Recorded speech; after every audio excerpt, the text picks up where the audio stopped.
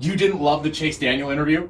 If sometime in the last week you happen to turn on the Big Drew and Jim show just at the right moment, you'd assume all was right in the world. If you see this, I was totally... With Darius Slay getting traded, that was a hot button issue for us, and we were able to talk to Lions fans and get that same visceral, emotional reaction from people. 3 wins last season for the... Typical sports talk coming now at a time when nothing is typical. No NBA, no NHL, no baseball, no anything. And just as you can imagine, that can make life pretty challenging if you're a sports talk radio host. That's right, another day. The first weekend after all these things started getting canceled, I had a bourbon and lemonade or two, and I was texting Jim some of the worst ideas I could possibly think of.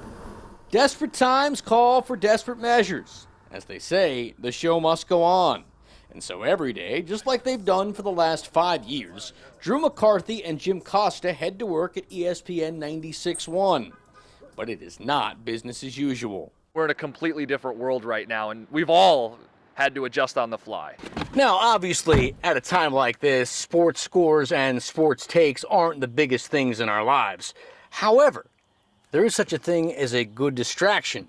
Big Drew and Jim You go ahead, man. I don't say that's where they come in.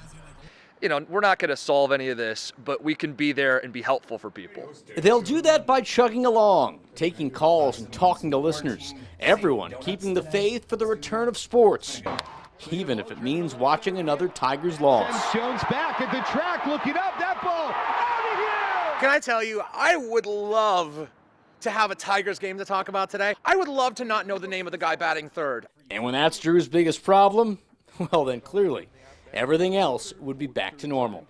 Mike Lissette, 13 on your side sports.